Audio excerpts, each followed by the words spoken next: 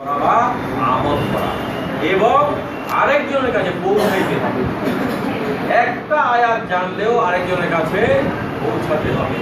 তো এই সম্পূর্ণ কাজগুলো না করা পর্যন্ত আমার তেলাওয়াতটাই কমপ্লিট হচ্ছে না, তেলাওয়াতের যে ডেফিনেশনটাই কমপ্লিট হচ্ছে না। আমি কি বোঝাতে পারছি কথা? আমরা যে তেলাওয়াত করি সুর করে একেবারে কান বন্ধ করে একেবারে পড়ে যাচ্ছি, একটা ওয়ার্ডও বুঝি না, তেলাওয়াত হচ্ছে? কি বলেন?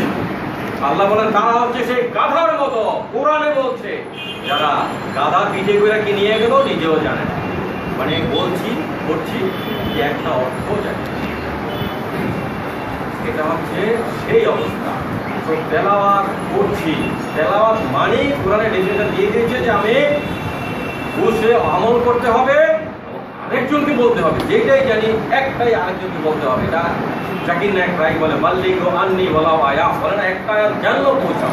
কোরআনে এটা বহুবার বলেছে।